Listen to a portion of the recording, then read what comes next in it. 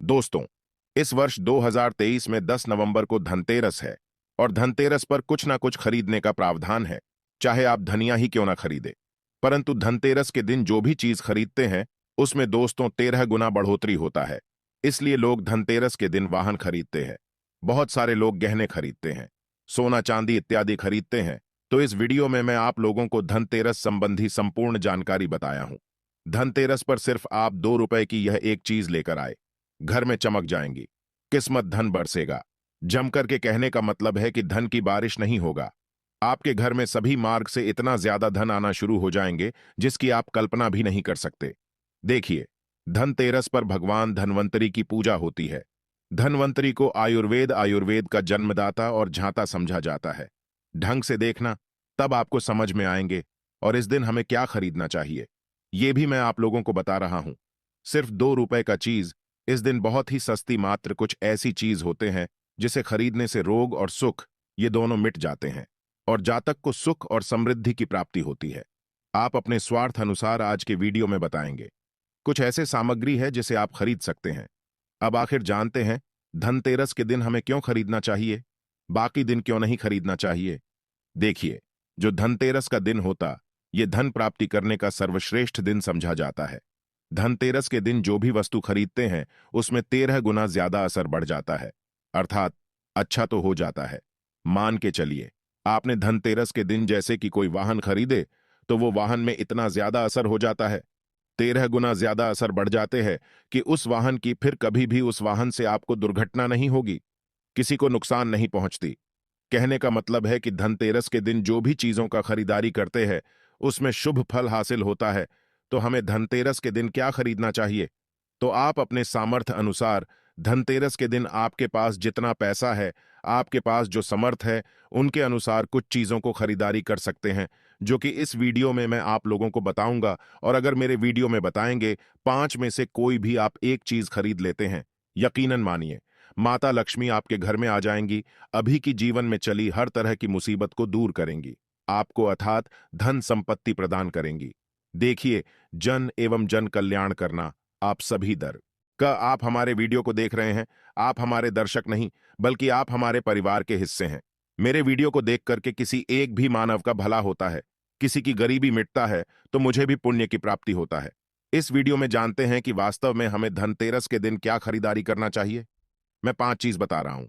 अब से जो घरों के आसपास में ये चीज मिल जाए तो खरीद लेना। आप अपने समर्थन खरीद सकते हैं।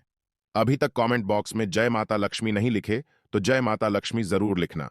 और जो बहन हमारे वीडियो को देख रहे हैं, बहन लोग, आप जो कमेंट बॉक्स में हैप्पी धनतेरस भैया जरूर लिखना। तो सर्वप्रथम जो है, कमल का बीज ध्यान से सुनना।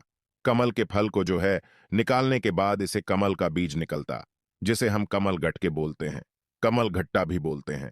तो इसके अंदर से जो बीज निकलता है, उनकी माला बनती है, जिसमें माता लक्ष्मी को सिद्ध करने के लिए इनके माला की जप होती है। तो देखिए, जो कमल के गटके होती हैं उसे माता लक्ष्मी को बहुत पसंद है। कमल के जो बीज होता है माता लक्ष्मी को बहुत पसंद है। तो एक काम करना, धनतेरस के दिन धन्वंतरी महाराज को और माता लक्ष्मी को पंच आपको कमल का बीज समर्पित कर देना और आपको प्रार्थना करना है कि हे माता लक्ष्मी, आप हमारी गरीबी मिटाए। धन्वंतरी महाराज से प्रार्थना करना है कि महाराज हमारे घर में हमेशा निरोग रहें, निरोग काया की प्राप्ति हुई, यही मैं आपसे आशीर्वाद की कामना करते हैं।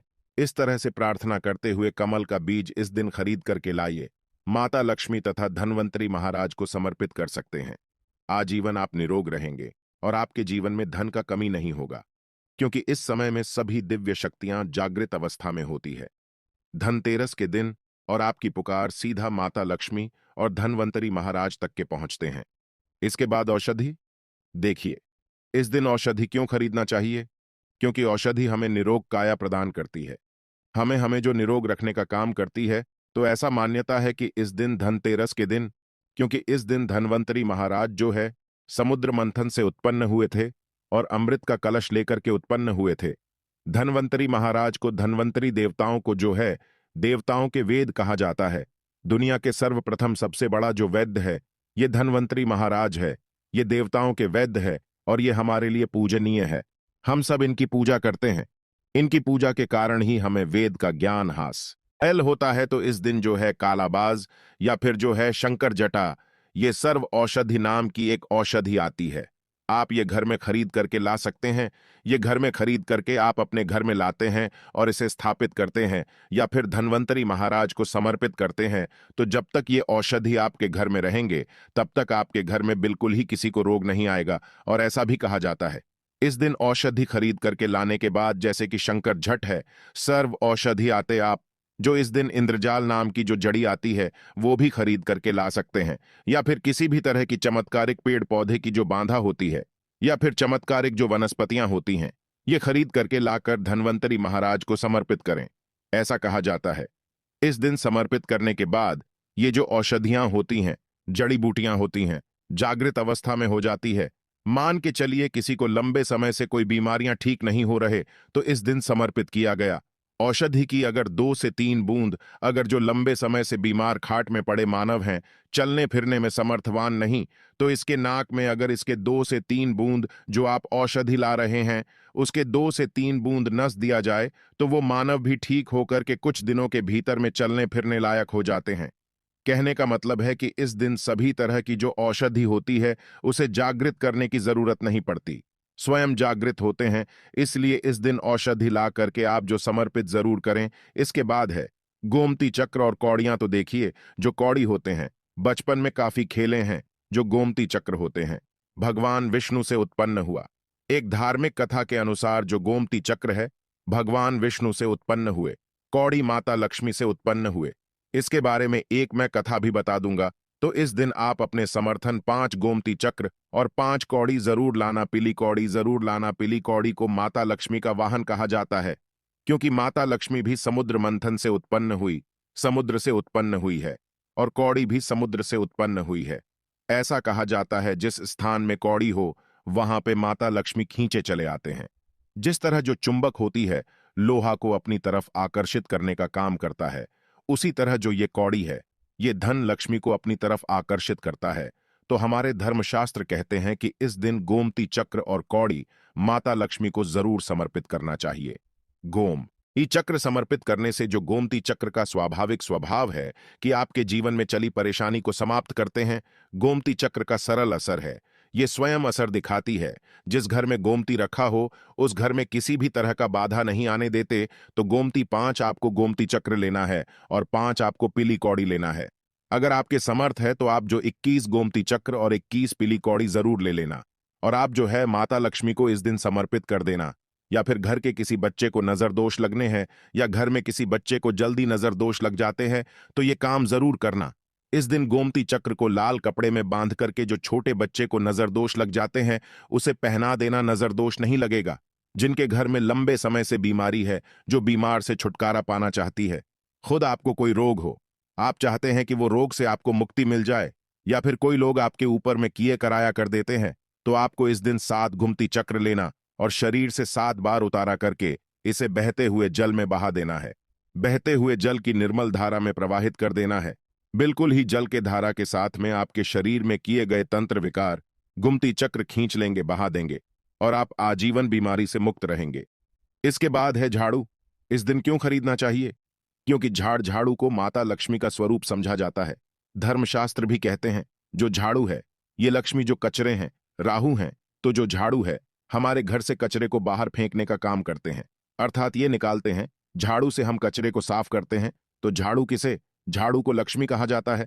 कचरे को राहु, तो झाड़ू रूपी जो लक्ष्मी है, कचरे रूपी राहु को हमारे घर से बाहर फेंकने का काम करते हैं।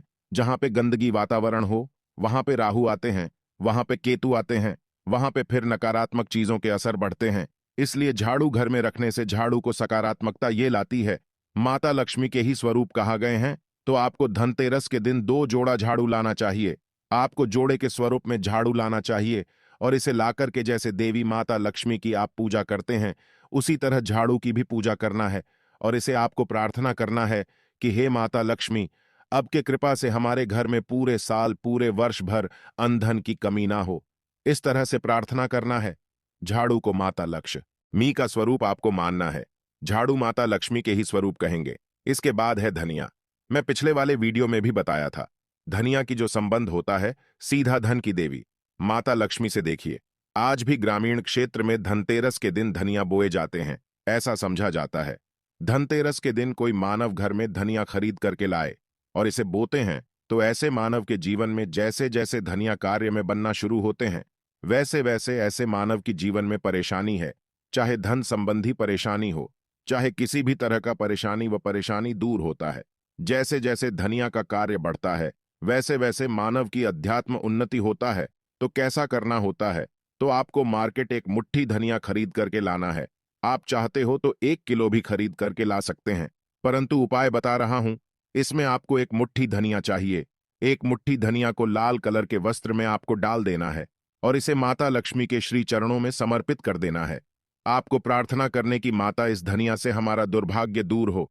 इस तरह से प्रार्थना करते हुए कुछ धनिया आपको अपने घर के मसाले में डाल देना है पीस करके, और कुछ धनिया को आपको जो है जमीन में धो देना है। जैसे जैसे धनिया उगना शुरू होंगे वैसे वैसे प्रगति होना शुरू हो जाते हैं। फिर ये लगाए हुए धनिया को, जो कच्चे धनिया होता है, आपको इसे आप जो सब्जी के रूप में आप इसका उपाय कर सकते हैं। आप इसे खाना चटनी में भी बना करके आप इसे खा सकते हैं। जैसे जैसे आप इसे खाना शुरू करेंगे जैसे जैसे आपके जीवन में अध्यात्म उन्नति होना शुरू हो जाते हैं। देखिए, हम 5 उपाय बताएं, सबसे सरल उपाय बताए हैं। जिस उपाय से आपका भला होगा, आपका कल्याण होगा। तो आप अपने अनुसार 5 में से कोई भी एक वस्तु अपने घर में जरूर खरीद करके लाइए, आपके अध्यात्म होगा। यह वीडियो कैसा लगा हमें कमेंट सेक्शन में जरूर बताना, और माता लक्ष्मी की कसम है, अगर अभी तक वीडियो को लाइक नहीं किया तो वीडियो को लाइक कर चैनल को सब्सक्राइब जरूर करना। कमेंट बॉक्स में जय माता लक्ष्मी जरूर लिखना। हमें भी हर समय हमें भी उल्लास होता है। आप सभी दर्शकों इस तरह अच्छी अच्छी जानकारी बताते हैं तो हमें भी पुण्य की प्राप्ति हो। और इस वीडियो को अपने तक सीमित मत रखना।